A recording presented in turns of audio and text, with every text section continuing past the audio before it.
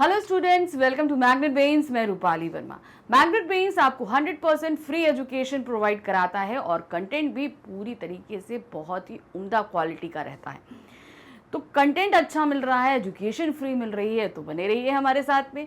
क्यों? क्योंकि हम आगे भी आपके लिए बहुत कुछ लेकर आ रहे हैं।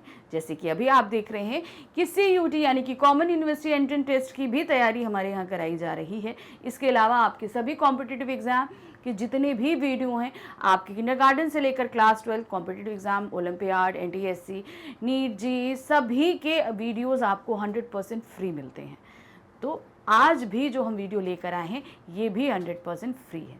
तो आज का वीडियो है CUT यानी कि कॉमन यूनिवर्सिटी एंट्रेंस टेस्ट का हिंदी का मॉक टेस्ट पेपर है आपका नंबर 10।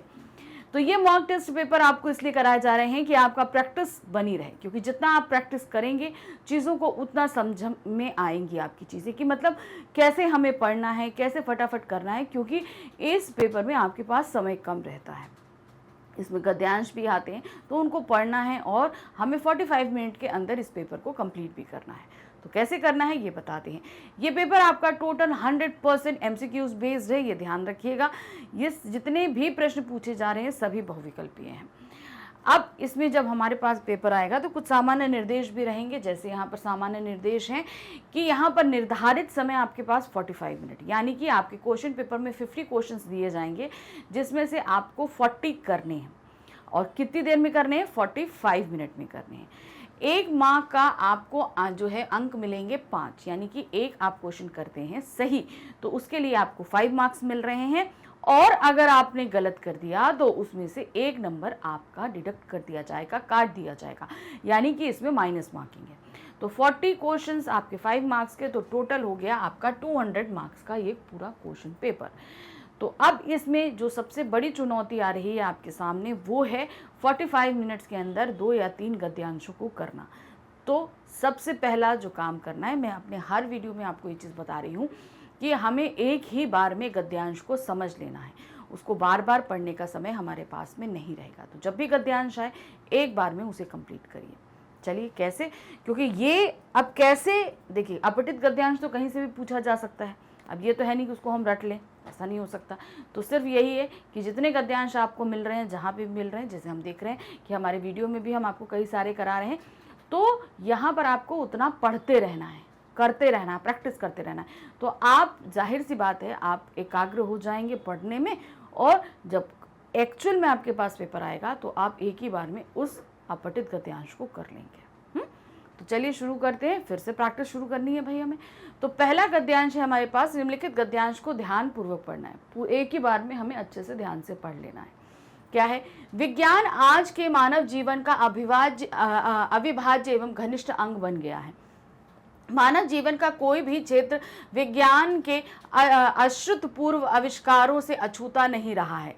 इसी से आधुनिक युग विज्ञान का युग कहलाता है। आज विज्ञान ने पुरुष और नारी, साहित्यकार और राजनीतिक, उद्योगपति और कृषक, पूंजीपति और श्रमिक, चिकित्सक और सैनिक, अभियंता और शिक्षक तथा धर्मज्ञ और तत्वज्ञ सभी को और सभी क्षेत्रों में किसी न किसी रूप में अपने अप्रतिम प्रदेय को अनुग्रहित किया है। यानी कि विज्ञान ने हर क्षेत्र में जो है अपनी पैठ जमाई है और सभी लोगों पे जमाई है। तो हर कोई व्यक्ति क्या है, इससे अछूता नहीं रहा है।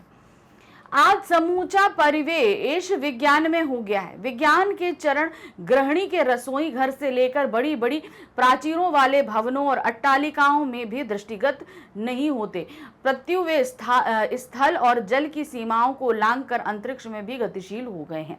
वस्तुतः विज्ञान अधुनातन मानव की सबसे बड़ी शक्ति बन गई है। तो आधुनिक मानव जो है उसकी सबसे बड़ी जो है ज़रूरत ये बन गई है। क्या? कैसे बन गई है? देखिए, आप रसोई घर में जाइए, किचन में जाइए, तो किचन में भी आपको ऐसा बहुत कुछ मिलेगा जो विज्ञान से रिलेटेड है। बड़े बड़े भवनों में चले जाइए, वहाँ पर है। तो सभी जगह आपको ये सब मिल रहा है। इसके बल से मनुष्य प्रकृति और प्राणी जगत का शिरोमणि बन सका है। विज्ञान के अनुग्रह से वह सभी प्रकार की असुविधाओं और संपदाओं का स्वामित्व प्राप्त कर चुका है। अब वह ऋतुओं के प्रकोप से भयाक्रांत एवं संयंत्र नहीं है। विद्युत ने उसे आलोकित किया है, उष्णता और शीतलता दी है, बटन दबाकर किसी भी कार्य को संपन्न करने की भी ताकत दी है। मनोरंजन के विविध साधन उसे सुलभ हैं। यातायात एवं संचार के साधनों के विकास आज के समय और स्थान की दूरियां बहुत कम हो गई हैं और समूचा विश्व एक परिवार सा लगने लगा है। कृषि और उद्योग के क्षेत्र में उत्पादन की तीव्र वृद्धि होने के कारण आज दुनिया पहले से अधिक धन्य धान्य से संपन्न हो गई है। कहने का मतलब है हम बटन दबाते ही हम सुविधाओं से परिपूर्ण। देखिए बहुत गर्मी हो एसी चला लीजिए, ठंडा हो तो हीटर जला लीजिए। तो मतलब ये सब क्या है, ये सभी विज्ञान की ही देन है हमारे पास में आज के समय में। शिक्षा और चिकित्सा के क्षेत्र में विज्ञान की ये देन अभिनंदनीय है। विज्ञान के सहयोग से मनुष्य धरती और समुद्र के अनेक रहस्य हस्तकमल करके अब अंतरिक्ष लोक में प्रवेश कर चुका है। तो कहने का तात्पर्य है मनुष्य ने धरती, समुद्र सभी को विज्ञान के क्षेत्र में करके अब वो अंतरिक्ष की तरफ बढ़ चुका है। सर्वोपरि विज्ञान ने मनुष्य को बौद्धिक विकास प्रदान किया है और वैज्ञानिक चिंतन पद्धति दी है। वैज्ञानिक चिंतन पद्धति से मनुष्य अंधविश्वासों और रूढ़ि परंपराओं से मुक्त होकर स्वस्थ एवं संतुलित ढंग से सोच विचार कर सकता है और यथार्थ एवं सम्यक जीवन जी सकता है। इससे मनुष्य के मन को युगों के अंधविश्वासों, भ्रमपूर्ण और दक्यानुसी विचारों, भय और अज्ञानता से मुक्ति मिली है। विज्ञान की यह देन अतुल्य है। मानव को चाहिए कि वह विज्ञान की इस समग्र देन को रचनात्मक कार्यों में सुनियोजित करे। तो अब देखिए विज्ञान ने हमें बहुत कुछ दिया है। अब अगर उस देन को हम संभाल कर नहीं रखते तो कहीं ना कहीं वो हानिकारक भी होती है। अब आप देखते हैं कि विज्ञान को हम हानिकारक ढंग से भी इस्तेमाल कर रहे हैं। पोल्यूशन कितना बढ़ रहा है, युद्ध कितने बढ़ रहे हैं। तो यहाँ पर क्या है कि हमें जो विज्ञान की देन मिली है उसे विकास के कार्यों में लगाइए और कल्याण के कार्यों में लगाइए, ना कि उससे विनाश फैलाइए। अब इस गद्यांश पे आधारित प्रश्न है। क्या है प्रश्न? विज्ञान को मानव जीवन का अभिन्न अंग इसलिए माना गया है। क्यों माना गया है? क्योंकि विज्ञान का आविष्कार अभूतपूर्व है, क्योंकि विज्ञान ने सभी क्षेत्रों में मानव को प्रभावित किया है, क्योंकि विज्ञान ने सबकी उन्नति की है, क्योंकि आधुनिक युग विज्ञान का युग है। तो सही क्या है इसमें? क्योंकि विज्ञान ने सभी क्षेत्रों में मानव को प्रभावित किया है। नेक्स्ट है, मानव किसके बल पर जगत का शिरोमणि बन गया है? किसके बल पर बना है? साधनों के, कर्म के, धर्म के या विज्ञान के? तो जाहिर सी बात है किसके बना है? वो विज्ञान के दम पर बना है। वैज्ञानिक चिंतन ने मनुष्य को किससे मुक्ति दिलाई है? रूढ़िवादी सोच से, आधुनिक सोच से, औपचारिकताओं से, सांस्कृतिक परंपराओं से। तो वैज्ञानिक चिंतन ने मनुष्य को जो है वो रूढ़िवादी सोच से, जो बहुत सी ऐसी सोच है हम चलते चले आ रहे थे जिसका हम तर्क भी नहीं दे सकते थे, तो ऐसी सोच से हमें मुक्ति दिलाई है। विज्ञान के चरण को गतिशील क्यों कहा गया है? क्यों बोला है कि वो हमेशा गतिशील रहता है? प्रगतिशील विचारधारा के कारण, विज्ञान के प्रत्येक दिशाओं में निरंतर उन्नति के कारण, विचारशीलता के कारण, उन्नति के कारण। तो क्या कारण है कि विज्ञान के चरणों को गतिशील कहा गया है? इसलिए कहा गया कि विज्ञान के ने प्रत्येक दिशाओं में निरंतर उपलब्धि की है। क्यों, कैसे? देखिए, अब वो उसने रसोई में भी है, बाथरूम में भी है, ड्राइंग रूम में भी है, बेडरूम में भी है, इसके अलावा धरती के अंदर है, धरती के ऊपर है, आकाश में है, समुद्र में है, हर जगह उसने अपनी पैठ बनाई है। तो वो हर दिशा में अपने कदम बढ़ा रहा है, इसीलिए उसके चरणों को गतिशील कहा गया है। समूचा विश्व एक परिवार क्यों लगता है? विश्व बंधुत्व की भावना का विकास हुआ है, विज्ञान की गति बढ़ी है, मनुष्य की सोच बढ़ी है, या ये मनुष्य के विचार हैं? तो क्या है, क्यों बोला जाता है समूचा विश्व एक परिवार है? क्योंकि विश्व बंधुत्व की भावना बढ़ी है। अब सबके पास विज्ञान के बहुत अच्छे जो हैं आप तरीके देख रहे हैं, सब है, तो सब एक दूसरे से उन विचारों को बांटना चाहते हैं, एक दूसरे की टेक्नोलॉजी को समझना चाहते हैं, इसलिए विज्ञान भी एक माध्यम बना है विश्व बंधुत्व का। विज्ञान ने मनुष्य को कहां प्रवेश करने में सक्षम कर दिया है? मनुष्य के हृदय में, अंतरिक्ष में, घरों में या कार्यालयों में? तो कहां सक्षम किया है? वो है मनुष्य के हृदय में। कहने का तात्पर्य है एक हृदय। अब इसकी वजह से क्या, अब देखिए मैं बताती हूँ, ऑपरेशन होता है तो आप देखिए एक छोटा सा छेद करके कैमरा डाला जाता है कि हार्ट वर्क कर रहा है नहीं कर रहा है क्या है। तो आज क्या हो गया है, विज्ञान ने मनुष्य के हर भीतरी अंगों के बारे में भी जानकारी एकत्र कर ली है। विज्ञान ना होता तो शायद हम जान भी नहीं पाते कि भीतरी अंग किस तरीके से कार्यरत रहते हैं। वैज्ञानिक चिंतन पद्धति मानव को कैसा जीवन जीने की प्रेरणा देती है? यथार्थ और सम्यक, केवल यथार्थ, केवल सम्यक या बनावटी। तो कैसा जीवन देने की, वो है यथार्थ और सम्यक। कहने का तात्पर्य है आप वास्तविकता में जिए, मतलब वास्तविकता में जीने का तात्पर्य है आप हर एक चीज को तर्क सहित समझिए। दूसरा सम्यक, समय के अनुसार चीजों में तब्दीली या परिवर्तन होते रहते हैं।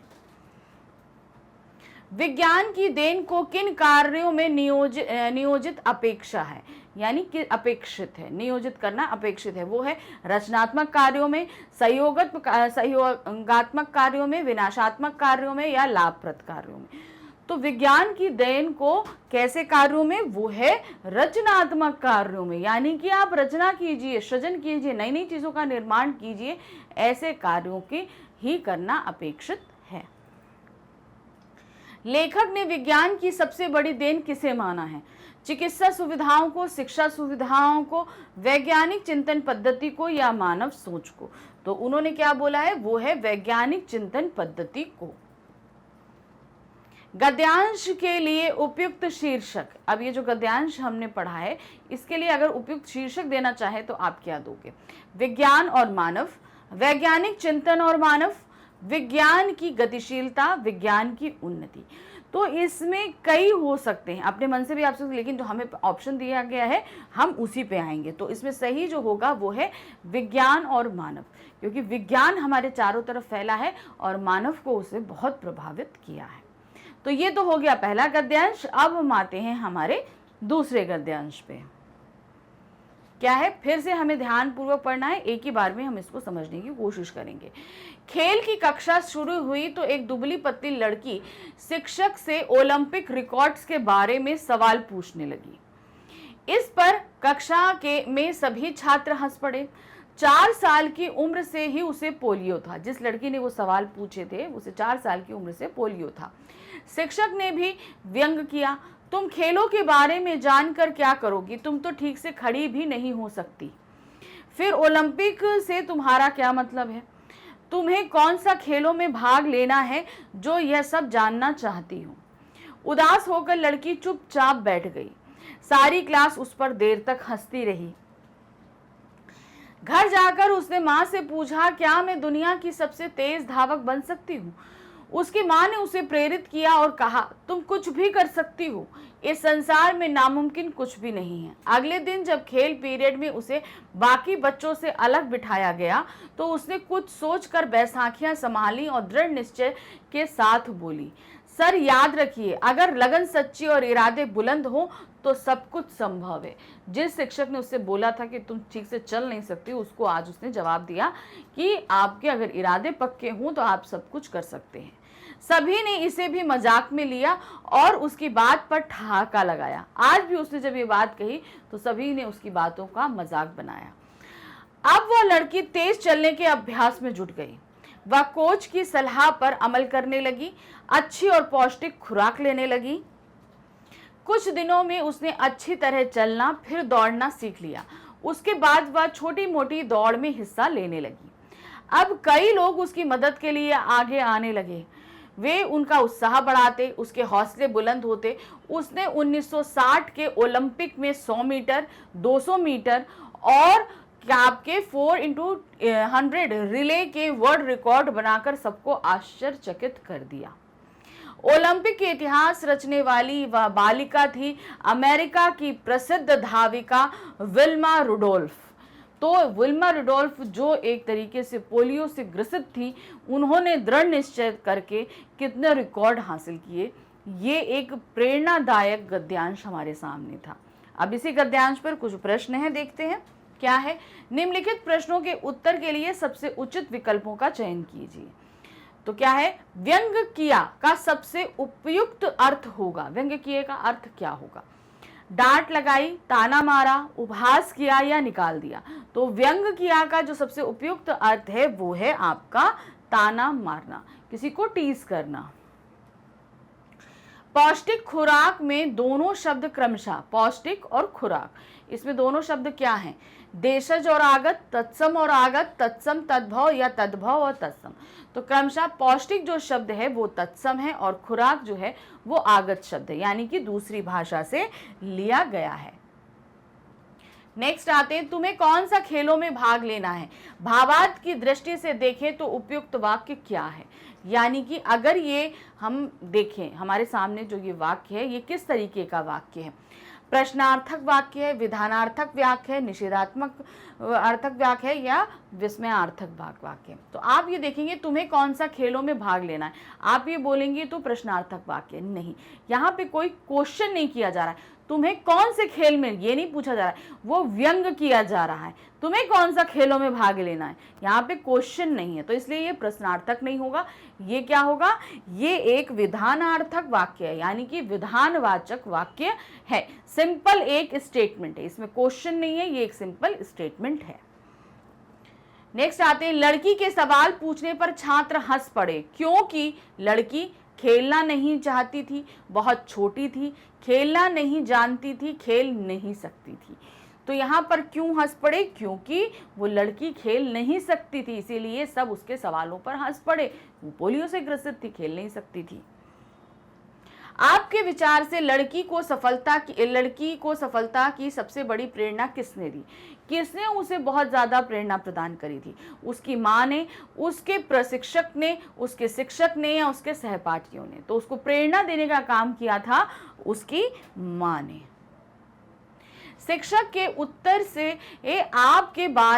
उसके बारे में धारणा बनती है, यानी शिक्षक ने जो उत्तर दिया था, तुम्हें कौन सा खेलों में भाग लेना है, ओलंपिक पे उसने क्वेश्चन पूछे थे, तो शिक्षक ने क्या बोला था कि तुम्हें कौन सा खेलों में भाग लेना है जो तुम्हें सवाल पूछ रही हो, तुम ठीक से चल तो सकती नहीं, खड़ी तो हो सकती नहीं हो, और तुम खेल खेलोगी। तो ये जो शिक्षक ने बोला था, इससे हम शिक्षक के बारे में क्या धारणा बनाते हैं?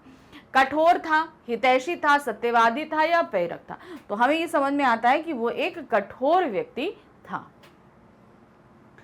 लड़की के अनुसार सब कुछ संभव है यदि हो तो, लड़की ने क्या बोला था कि सब कुछ संभव है यदि क्या हो तो? कठोर परिश्रम और सबल शरीर, बुलंद हौसला और ईश्वर की कृपा, सच्ची प्रेरणा और अच्छा प्रशिक्षक, सच्ची लगन और ऊंचा इरादा। तो लड़की ने क्या बोला था? वो होना चाहिए सच्ची लगन और ऊंचा इरादा, तो सब कुछ संभव है। गद्यांश में निहित मुख्य संदेश क्या है? ये गद्यांश हमें क्या संदेश दे रहा है? सफलता के लिए लगन और परिश्रम आवश्यक है। शारीरिक अक्षमता वाले लोगों को अधिक परिश्रम करना पड़ता है। किसी का मजाक उड़ाना ठीक नहीं। शिक्षक का दयालु होना चाहिए। तो ये गद्यांश हमें क्या संदेश दे रहा है? ये हमें संदेश दे रहा है सफलता के लिए लगन और परिश्रम आवश्यक है। आप जैसे भी हो, ये मत सोचो कि हम ऐसे हैं, हम नहीं कर सकते। किसी भी तरह के आप हो, बस आपको क्या करना है? सच्ची लगन और परिश्रम के साथ उस कार्य में जुट जाना है, तो आपको 100% सफलता मिलेगी। नेक्स्ट क्वेश्चन है, आश्चर्यचकित का विग्रह कीजिए। यहां पर जो एक शब्द दिया है आश्चर्यचकित, तो यहां पर इसका विग्रह करेंगे तो क्या होगा? आश्चर्य से चकित, आश्चर्य है जो चकित, आश्चर्य में चकित, आश्चर्य और चकित। तो यहां विग्रह इसका क्या होगा? आश्चर्य से चकित। विग्रह क्या होगा? आश्चर्य से चकित। नेक्स्ट आते हैं, बुलंद शब्द है। यहाँ पे बोला ना इरादे बुलंद, तो बुलंद शब्द क्या होगा बताइए? देशज शब्द है, विदेशज शब्द है, तत्सम है या संकर है? तो यहाँ पर बुलंद जो है वो एक विदेशज शब्द है, यानी कि आगत शब्द है, ये दूसरी भाषा से लिया गया है। तो यहाँ पर हमारा ये दूसरा गद्यांश समाप्त होता है। अब आते हैं हमारे तीसरे गद्यांश पे। तीसरा गद्यांश क्या है? देखिए यहाँ पर फिर इसको हमें ध्यान पूर्वक पढ़ना है। क्या दिया है? हम श्वास द्वारा ऑक्सीजन ग्रहण करते हैं और कार्बन डाइऑक्साइड छोड़ते हैं। ऐसा ही अधिकतर जानवरों, चिड़ियों, रेंगने वाले जंतुओं, कीड़े मकोड़ों के द्वारा भी किया जाता है। वो भी यही करते हैं, ऑक्सीजन ग्रहण करते हैं और कार्बन डाइऑक्साइड छोड़ते हैं। दूसरी ओर सभी प्रकार की वनस्पतियां कार्बन डाइऑक्साइड ग्रहण करती हैं और ऑक्सीजन छोड़ती हैं। अब जितने भी पेड़ पौधे हैं सब ये क्या करते हैं, ये ऑक्सीजन लेते हैं, कार्बन डाइऑक्साइड लेते हैं और ऑक्सीजन को छोड़ते हैं एटमॉस्फेयर में। यदि हवा में लंबे समय तक ऑक्सीजन और कार्बन डाइऑक्साइड का अनुपात एक जैसा रहे, तब उसका अर्थ होगा कि पौधों और प्राणियों का जीवन एक दूसरे के अस्तित्व के मामले में समान स्तर पर आ जाएगा, मतलब दोनों ही समान हो जाएंगे। लेकिन यदि हम कार्बन डाइऑक्साइड का अनुपात वातावरण में बढ़ा दें, तब प्रकृति के द्वारा लाखों सालों से बनाकर रखा गया संतुलन बिगड़ जाएगा। कहने का मतलब है जब तक ये संतुलन कायम है, कहने का मतलब क्या है, हम जो कार्बन डाइऑक्साइड छोड़ रहे हैं उतनी अनुपात में पेड़ उसको सोख रहे हैं और वो जितनी ऑक्सीजन छोड़ रहे हैं उन्हें हम ग्रहण कर रहे हैं। तो ये अनुपात जब तक रहेगा तब तक सब कुछ संतुलन में है, ठीक है। लेकिन अगर हमने कार्बन डाइऑक्साइड का उत्सर्जन ज्यादा कर दिया तो संतुलन बिगड़ जाएगा। क्यों, पेड़ उतनी मात्रा में, उनके भी तो सोख करने की अपनी कैपेसिटी है। अगर वो नहीं कर पाएंगे तब क्या होगा, तब एटमॉस्फेयर में कार्बन डाइऑक्साइड ज्यादा हो जाएगी। वातावरण और वनस्पतियां कार्बन डाइऑक्साइड का लगातार विनिमय करती रहती हैं। वातावरण में वनस्पतियों में जाती है, यानी कि एटमॉस्फेयर में अगर जितनी भी कार्बन डाइऑक्साइड हम छोड़ते हैं वो कौन सोख कर लेता है, वो सोख करते हैं पेड़ पौधे। जब वनस्पतियां सड़ने लगती हैं तब उसमें से कार्बन डाइऑक्साइड निकलकर पुनः वातावरण में समा जाती है, और जब पेड़ सड़ते हैं तो क्या होता है, उसमें से कार्बन डाइऑक्साइड निकलती है। वनस्पतियां इस प्रकार कार्बन डाइऑक्साइड वसंत और ग्रीष्म में ग्रहण करती हैं। क्या करती हैं वो, वसंत ऋतु और ग्रीष्म में बहुत सारी कार्बन डाइऑक्साइड ग्रहण कर लेती हैं, और जब ये सर्दियों में नष्ट होने लगती हैं तब उसे छोड़ देती हैं। ठंड में जब ये पौधे सड़ने, सीजनल प्लांट्स अक्सर होते हैं ना, तो वो क्या होते हैं, ठंड में जाकर खराब हो जाते हैं। उस कंडीशन में वो क्या करते हैं, कार्बन डाइऑक्साइड छोड़ देते हैं। इस प्रकार वातावरण में मौजूद कार्बन डाइऑक्साइड की मात्रा में मौसम दर मौसम फर्क होता है। तो कहने का क्या मतलब है, मौसम के साथ वनस्पतियों में और कार्बन डाइऑक्साइड के उत्सर्जन में फर्क आता है। अब इस गद्यांश पे प्रश्न हमारे पास में क्या दिया गया है, क्या है, वातावरण का विग्रह करिए और समास। तो यहां पर क्या है, वात का आवरण तत्पुरुष समास, वात का बना ऐसा आवरण बहुव्रीहि समास, वातावरण रूपी वात कर्मधारय वात और आवरण। तो यहाँ पे वातावरण का अगर विग्रह करेंगे तो क्या होगा, वात का आवरण, ये एक तत्पुरुष समास होगा। ये देखिए, ठीक, और ये का लगा है तो सीधी बात है संबंध तत्पुरुष समास है। नेक्स्ट आते हैं, श्वास और ऑक्सीजन शब्द है। श्वास और ऑक्सीजन, ये शब्द क्या है, तद्भव और देशज है। देशज आगत है, तत्सम और आगत है, तत्सम और तद्भव है। तो श्वास जो शब्द है ये एक तत्सम शब्द है और ऑक्सीजन आगत शब्द है, यानी कि अंग्रेजी से भाषा से इसमें लिया गया है।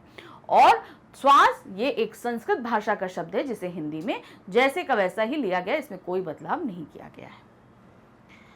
लंबे समय तक पद व्याकरण की दृष्टि से, लंबे समय तक जो एक लिया गया है, ये पद व्याकरण की दृष्टि से क्या है, सर्वनाम है, विशेषण है, क्रिया विशेषण है या संज्ञा है। तो क्या है, लंबे समय तक, तो ये एक जो है वो है क्रिया विशेषण। क्या बता रहा है, क्रिया की विशेषता, कोई क्रिया जो है वो लंबे समय तक संपन्न हो रही है, इसलिए ये क्या होगा, एक क्रिया विशेषण शब्द होगा।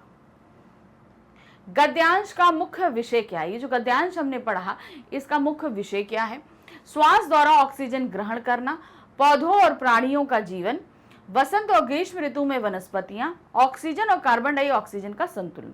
तो ये जो पूरा गद्यांश हमने पढ़ा इसका मुख्य विषय है आपका ऑक्सीजन और कार्बन डाइऑक्साइड का संतुलन।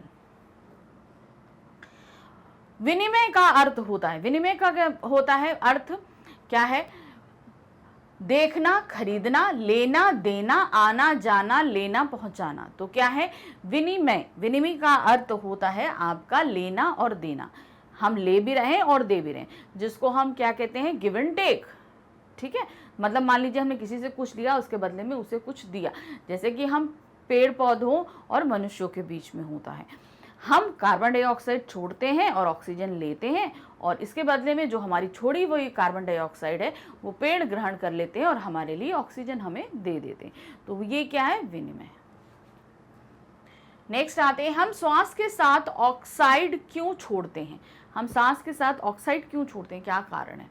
के साथ ऑक्साइड छोड़ते हैं, सॉरी क्यों नहीं छोड़ते, छोड़ते हैं। क्या है? ऑक्सीजन लेते और कार्बन डाइऑक्साइड छोड़ते हैं, कार्बन डाइऑक्साइड लेते हैं और छोड़ते हैं, कार्बन डाइऑक्साइड लेते हैं और ऑक्सीजन छोड़ते हैं, ऑक्सीजन छोड़ते हैं और ग्रहण करते हैं। तो क्या है, हम सांस के साथ ऑक्साइड क्या करते हैं, हम हैं ऑक्सीजन लेते हैं और कार्बन डाइऑक्साइड छोड़ते हैं। ऑक्सीजन ग्रहण करने में अधिकांश जीवधारियों का स्वभाव क्या है? है मानव के विपरीत है, मानव की तरह है, विचित्र प्रकार का है या मानव से भिन्न है। तो सिर्फ मानव ही नहीं, जितने भी प्राणी, पक्षी, जी, कीड़े मकोड़े, सभी का स्वभाव मानव जैसा ही है। तो यहाँ पर क्या है, वो मानव की तरह ही है। मतलब ऑक्सीजन हम ग्रहण करते हैं और उसमें सभी जीवधारी ऑक्सीजन ग्रहण करते हैं और कार्बन डाइऑक्साइड छोड़। नेक्स्ट क्वेश्चन है क्वेश्चन नंबर 28। वनस्पतियां जब सड़ने लगती हैं तो वातावरण को क्या मिलती है? जब वो सड़ती हैं तो वातावरण में क्या छोड़ती हैं? नाइट्रोजन, कार्बन डाइऑक्साइड, जैविक खाद या ऑक्सीजन। तो जब वे सड़ती हैं तो वो छोड़ती हैं वातावरण में कार्बन डाइऑक्साइड। हमेशा ऑक्सीजन लेती रहती हैं और कार्बन डाइऑक्साइड ग्रहण करती हैं और ऑक्सीजन छोड़ती हैं, लेकिन जब मरते हैं तो वातावरण में सिर्फ वो कार्बन डाइऑक्साइड को छोड़ती हैं।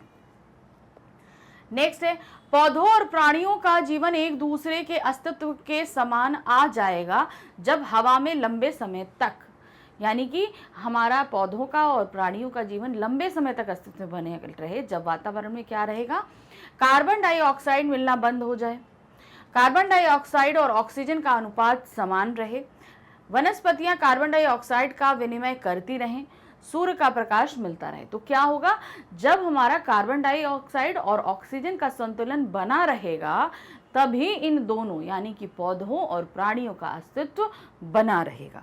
तो इसमें सही ऑप्शन है खा, कार्बन डाइऑक्साइड और ऑक्सीजन का अनुपात समान रहे। कार्बन डाइऑक्साइड की मात्रा पर प्रभाव पड़ता है, किसका? कार्बन डाइऑक्साइड की मात्रा का जो प्रभाव है वो किस पे पड़ता है? वर्षा का, वातावरण का, मौसम का या जानवरों और चिड़ियों का? तो क्या पड़ता है, वो है मौसम का, क्योंकि मौसम का प्रभाव बहुत ज़्यादा पड़ता है इसमें। तो यहाँ इस प्रश्न के साथ हमारे तीनों गद्यांश हमने कंप्लीट किए, एक ही बार में पढ़े और फटाफट आंसर दे दिए। तो इसी तरीके से आपको भी करना होगा, क्योंकि अगर आप नहीं करोगे तो फिर आप बार बार अगर गद्यांश को पढ़ के उत्तर देने लगेंगे तो आपके बहुत सारा ऐसा होगा कि छूट जाएंगे, क्योंकि समय कम रहेगा। अब आते हैं हम आगे, व्याकरण आधारित हमारे जो प्रश्न हैं, शब्दकोश और व्याकरण आधारित प्रश्न, जो और टॉपिक्स हमारे दिए गए हैं सिलेबस में, उन पर हमारे सामने प्रश्न है। क्या दिया है, निम्न प्रश्न में दिए गए गहरे मुद्रित शब्द का समानार्थी शब्द का चयन करना है। तो हमारे पास जो वाक्य दिया गया है इसमें गहरे मुद्रित शब्द का समानार्थी यानी पर्यायवाची निकालना है। क्या है, उस शुभ्र जल स्रोत को देखकर मेरा चित्त प्रफुल्लित हो गया। तो यहाँ पर जल स्रोत, जो ये जल स्रोत शब्द है, इसका पर्यायवाची क्या होगा?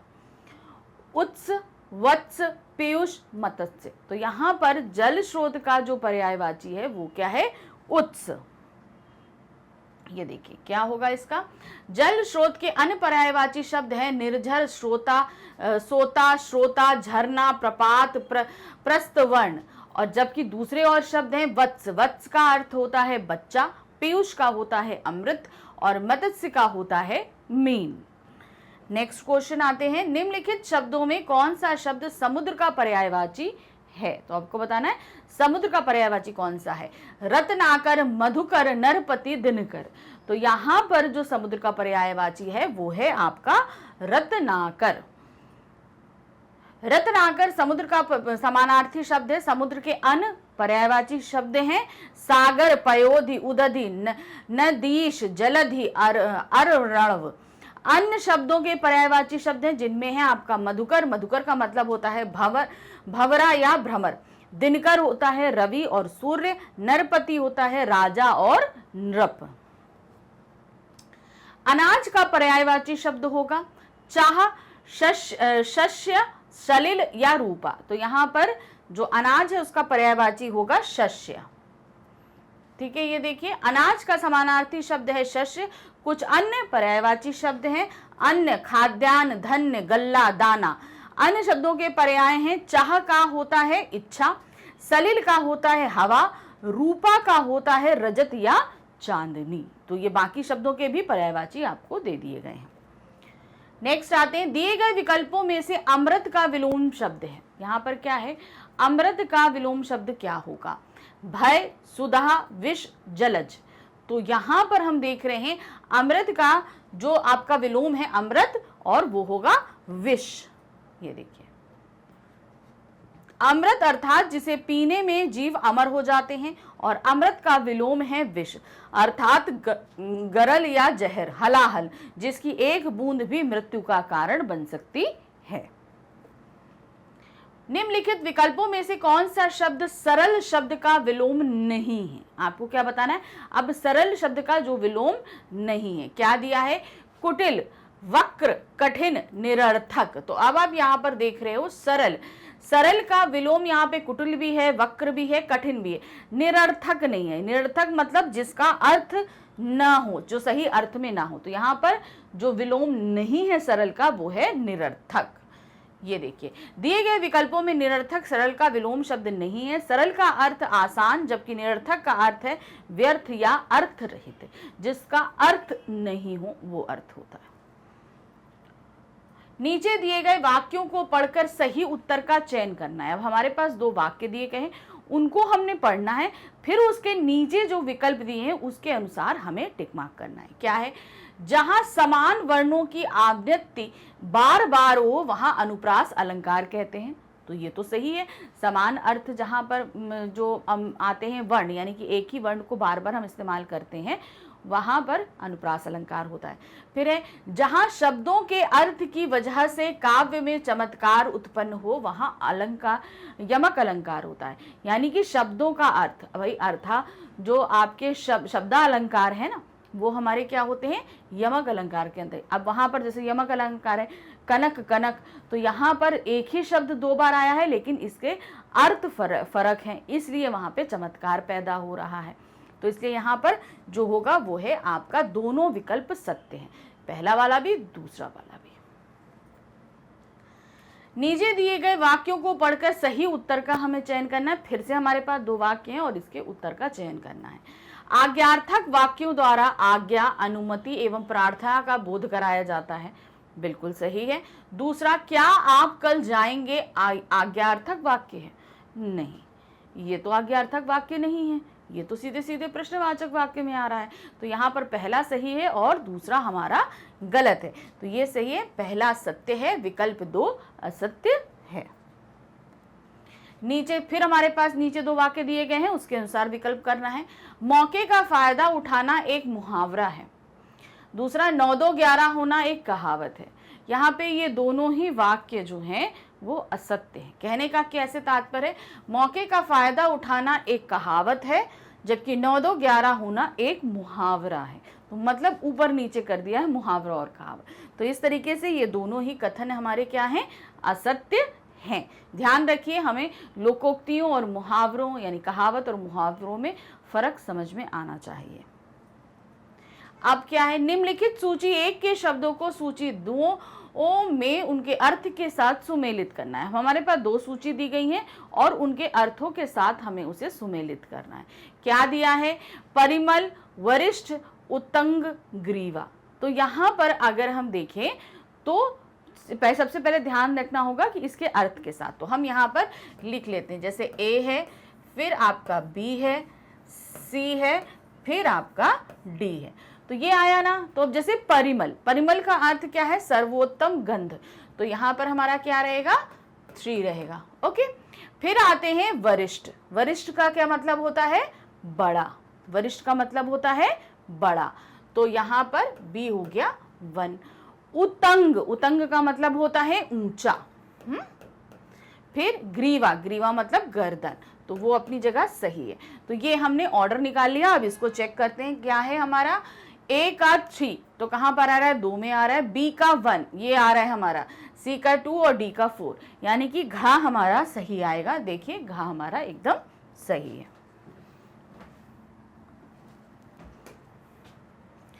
नेक्स्ट आते हैं, फिर से हमारे पास एक सूची दी गई है और इसी सूची को फिर से सुमेलित करना है। तो चलिए यहाँ पर क्या है, आपको हम ए, बी, सी और डी ऐसे करके लिख लेते हैं। अब फटाफट हम इसके को सुमेलित करते हैं। अब यहाँ पर क्या है, परिणति, किनारा, उपादान और सृजन। तो अब यहाँ पर कैसे होगा, आप ध्यान से देखना है।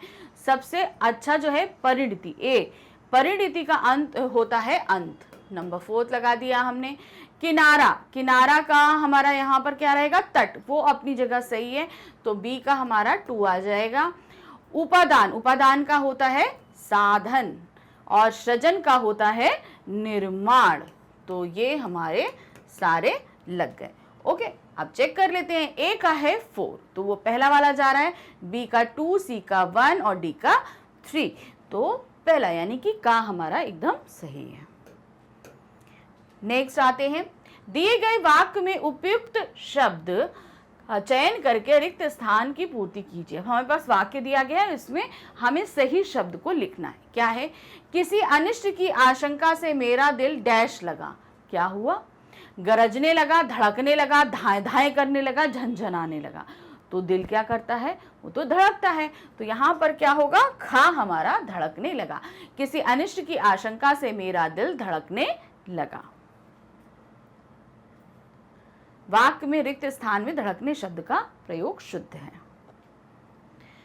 फिर क्या है, दिए गए वाक्य में उपयुक्त शब्द का चयन करके रिक्त स्थान की पूर्ति करनी है। अब हमें क्या करना है, रिक्त स्थान की पूर्ति करनी है। आम्र मंजरी देखकर कोयल डैश लगी। आम्र मंजरी मतलब आम में जब बौरे आ जाती है ना, उसको आम मंजरी कहते हैं। तो कोयल क्या करने लगी, मिमिया, दहाड़, कूकने या भिनभिनाना। तो क्या हुआ, कोयल तो कूकने लगी, तो यहाँ पर सही जो है वो है गा, कूकने लगी। वाक्य में रिक्त स्थानों में कूकने शब्द का प्रयोग होगा। आम और मंजरी का तात्पर्य है आम का फूल, आम की बौर या मंजर।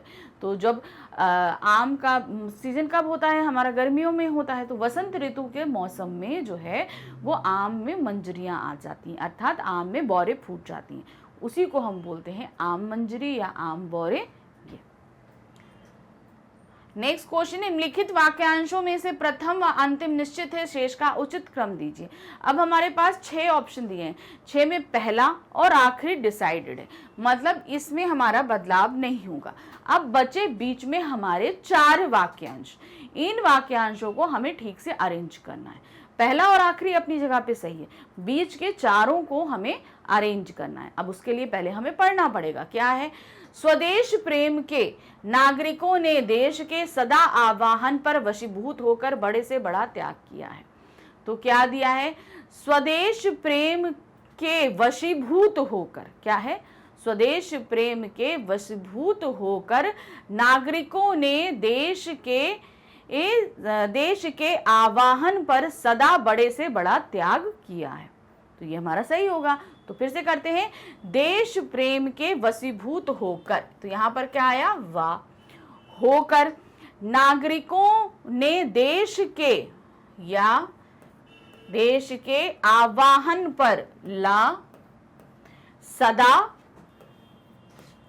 बड़े से बड़ा त्याग किया है। तो फिर से पूरा वाक्य पढ़ देती हूं, देश प्रेम के वशीभूत होकर नागरिकों ने देश के आवाहन पर सदा बड़े से बड़ा त्याग किया है। अब इसको एक बार हम मैच कर लेते हैं, सही आया कि नहीं, वो है वा या ला रा, तो गा हमारा सही होना चाहिए। देखिए एकदम सही है। चलिए नेक्स्ट क्वेश्चन है, फिर से हमारे पास में क्या दिया, 6 वाक्यांश दिए गए, जिसमें पहला और आखिरी हमारा निश्चित है, ये और ये। अब इसको हमें बीच के बचे हुए 4 को अरेंज करना है, तो उसके लिए पहले हम वाक्य को पढ़ लेते हैं। क्या है, आज भी एक धनी किसान से ग्रामीण समाज में प्राथमिक स्कूल के अध्यापक को गांव के अधिक आदरणीय स्थान प्राप्त है। तो पहला हमारा डिसाइडेड है आज भी, तो आज भी के बाद हमारा क्या आएगा, ग्रामीण समाज में, आज भी ग्रामीण समाज में, तो हमने पहले लिख दिया रा। ओके, आज भी ग्रामीण समाज में गांव के, अब क्या आ जाएगा, वाह आ जाएगा, गांव के प्राथमिक स्कूल के अध्यापक को, क्या आया, ला आ गया। फिर उसके बाद क्या आया, गांव के प्राथमिक स्कूल के अध्यापक को एक धनी किसान से अधिक आदरणीय स्थान प्राप्त है। तो ये हमारा अरेंज हो गया, इसको चेक करते हैं एक बार। देखिए हमारा क्या आ रहा है यहाँ पे, रा वा ला या, यानी कि खा हमारा एकदम सही आएगा। ठीक, तो खा हमारा सही हो गया। चलिए नेक्स्ट क्वेश्चन आते हैं। छाती पर सांप लौटना मुहावरे का सही अर्थ दिए गए विकल्पों में से चुनिए। क्या दिया है, छाती पर सांप लौटना। अब इसका अर्थ क्या होगा, कष्ट पाना, भयभीत होना, साहस का काम करना या ईर्ष्या करना। तो छाती पर सांप लौटने का तात्पर्य है ईर्ष्या करना, किसी से हमें जेलसी फील होती है तो उसे हम बोलते हैं छाती पर सांप लौटना। ये देखिए, छाती पर सांप लौटना मुहावरे का अर्थ है ईर्ष्या करना। नेक्स्ट है, एक तो करेला दूजा नीम चढ़ा। इस लोकोक्ति के सटीक अर्थ का दिए गए विकल्पों में चयन कीजिए। एक तो करेला दूजा नीम चढ़ा, तो यहां क्या होगा, एक साथ दो या कई दुर्गुण होना, करेले की बेल का नीम के वृक्ष पर चढ़ना, करेले और नीम का रस मिलाना, करेले और नीम का संयोग स्वास्थ्य के लिए हितकर होता है। तो यहाँ पर जो तात्पर्य है, एक तो करेला दूजा नीम चढ़ा, तो इसका तात्पर्य होता है एक साथ दो या कई दुर्गुणों का होना, मतलब कोई बुरी आदतें, कोई बुरी चीज जो है एक साथ होना। लोकोक्ति एक तो करेला दूजा नीम चढ़ा का सटीक अर्थ है एक साथ दो या कई दुर्गुणों का होना, अतः विकल्प का सही है। नेक्स्ट आते हैं, कलम तोड़ देना मुहावरे का सही अर्थ क्या है। कलम तोड़ देना, लिखना पढ़ना त्याग देना, अत्यंत क्रोधित होना, अत्यंत मार्मिक व प्रभावशाली रचना करना या लिखने से घृणा करना। तो यहाँ पर कलम तोड़ देने से तात्पर्य है अत्यंत मार्मिक व प्रभावशाली रचना करना, यानी कि बहुत ही अच्छी रचना करना जो दूसरों को प्रभावित करे। कलम तोड़ देना मुहावरे का अर्थ है अत्यंत मार्मिक या प्रभावशाली रचना करना। वाक्य प्रयोग है, इस गीत में गीतकार ने कलम ही तोड़ दी है। कोई गीत जैसे हमें बहुत टची फील होता है, हम उसको कभी कभी होता है कि हम सुन के रोने लगते हैं, तो वो रचना इतनी अच्छी हो जाती है, उसको बोलते हैं कलम तोड़ दिया। नेक्स्ट क्वेश्चन है, दिए गए वाक्य में रेखांकित अंश को प्रतिस्थापित करने के लिए सबसे उपयुक्त विकल्प का चयन कीजिए। अब हमारे पास एक वाक्य है, उसमें एक सेक्शन यानी कि जो रेखांकित वाक्य है वहां पर कुछ त्रुटि है, कुछ गड़बड़ है, उस गड़बड़ी को हमें खोजना है और बताना है क्या है वो। क्या दिया है, उन्होंने तात्कालिक आदेश से निलंबित कर दिए गया। तो अब यहाँ पर हमें वाक्य सही नहीं लग रहा है, तो क्या होगा, आदेश से निलंबित करा दिया गया, आदेश से निलंबित कर दिया गया, आदेश से निलंबित कर दिए गए और किसी बदलाव की जरूरत नहीं है। तो यहाँ पर क्या होगा, उन्हें तात्कालिक आदेश से निलंबित कर दिया गया। तो सही ऑप्शन हमारा क्या है, खा, निलंबित कर दिया गया। तो यहाँ पर हम जो देख रहे हैं वो है, दिए गए वाक्य में रेखांकित खंड को प्रतिस्थापित करने के लिए सबसे उपयुक्त विकल्प खा है। अतः वाक्य में रेखांकित खंड में क्रिया के वचन संबंधी त्रुटि है, तो वहां पर जो दिया गया शब्द है उसमें वहां पर त्रुटि थी। नेक्स्ट आते, निम्न में से जिस विकल्प में विराम चिन्ह का सही उपयोग हुआ है उसे चयन करना है। अब यहाँ पर हमारे चार हैं, इसमें देखना है। तो आप देख रहे हो पापी, उसके बाद अर्ध विराम है, हट जा मेरे सामने से। दूसरा है पापी, विस्मयादिबोधक चिन्ह है, हट जा मेरे सामने से। फिर है पापी हट जा, अल्प विराम, मेरे सामने से। पापी योजक चिन्ह हट, योजक चिन्ह जा, आपका अर्ध विराम, मेरे सामने से। तो जहां ये सही है वो है आपका पापी, विस्मयादिबोधक चिन्ह हट जा मेरे सामने से, ये एकदम सही है। पापी हट जा मेरे सामने से सही विराम चिन्ह का उपयोग हुआ है, यह विस्मयादिबोधक चिन्ह है। नेक्स्ट आते हैं, दो समानार्थी शब्दों की पुनरुक्ति के बीच में विराम चिन्ह का प्रयोग होता है। अब यहाँ पे दे रहे हैं कोई भी, क्या दिया है, समानार्थी जिनके अर्थ लगभग समान हो। जैसे हम बोलते हैं समान अर्थ वाले कभी कभी, ठीक है। तो कभी कभी लिखते समय जब हम इस तरह कभी कभी, धीरे धीरे, जगह जगह, तो यहां इन ऐसे शब्दों को लिखते समय बीच में ऐसे करके डैश लगाते हैं सॉरी। तो ये जो चिन्ह है, ये वाला जो चिन्ह है, ये हमारा क्या कहलाता है? ये हमारा कहलाता है योजक चिन्ह। ठीक है, क्या कहलाता है? योजक चिन्ह। तो वही दिया, दो समान अर्थी, मतलब दोनों के अर्थ समान हो, और पुनरुक्ति यानी एक ही शब्द को बार बार हम इस्तेमाल कर रहे हैं, तो उनके बीच में जो विराम चिन्ह प्रयोग होता है वो है हमारा योजक चिन्ह। ये ध्यान रखिएगा, ठीक है। तो विराम चिन्हों की पहचान भी बहुत ज़रूरी होती है। तो ये हमने आपको यहाँ पर करा दिया कि ये किस तरीके से पूछे जा सकते हैं, क्या है, सभी कुछ हमने आपको क्लियर कर दिया। इस पूरा मॉक टेस्ट पेपर को हमने कराया। कोशिश करिए, जितना आप प्रैक्टिस करते रहोगे आपकी स्पीड उतनी बढ़ती रहेगी। अब ये CUT का हमने जितना भी आपको कराया है ये सब आपको मिलेगा कहाँ? हमारे चैनल मैग्नेट ब्रेन्स पे। तो अब आप यहाँ देख रहे हो ना मैग्नेट ब्रेन्स पे, तो यहाँ पर आपको जब आप यहाँ पर आएंगे तो यहाँ साइड में जो है CUT दिखाई देगा। क्लियर? देखिए CUT है, इसको आप जैसे क्लिक करेंगे CUT में पढ़ाए जाने वाले सभी सब्जेक्ट्स आपके सामने होंगे। ठीक है, जितने भी लेक्चर्स आ रहे हैं। तो हम पढ़ रहे थे हिंदी, तो हिंदी में यहाँ पर आप देख रहे हैं CUT हिंदी। यहाँ वॉच नाउ पे क्लिक करेंगे। जैसे ही हमने यहाँ पे क्लिक किया CUT हिंदी के सारा जो प्लेलिस्ट है वो आपके सामने होंगे। तो यहाँ पे टॉपिक वाइज एक्सप्लेनेशन, हर टॉपिक के अलग अलग MCQs दिए हुए हैं, और फिर उसके बाद हम आपको मॉक टेस्ट पेपर करा रहे हैं। तो मॉक टेस्ट पेपर अभी आपके और भी आएंगे, तो देखते रहिएगा। और जहाँ पे भी आप जो भी देखना चाहते हैं उसे क्लिक करेंगे, आपका वीडियो स्टार्ट हो जाएगा। वीडियो देखिए, अच्छे से तैयारी करिए, क्योंकि जितना आप प्रैक्टिस करते रहोगे उतना, क्योंकि लैंग्वेज पोर्शन बहुत ही वास्ट होता है, तो उसको हमेशा पढ़ते रहना चाहिए। तो जितना आप पढ़ते रहेंगे, प्रैक्टिस करते रहेंगे, आपके लिए क्वेश्चन पेपर जब आपके सामने आएगा उतना ही ईजी रहेगा। तो आगे और लेकर आऊँगी, और साथ ही हमारे चैनल को आप लाइक, सब्सक्राइब, शेयर ज़रूर कीजिएगा। Thank you for watching, bye bye.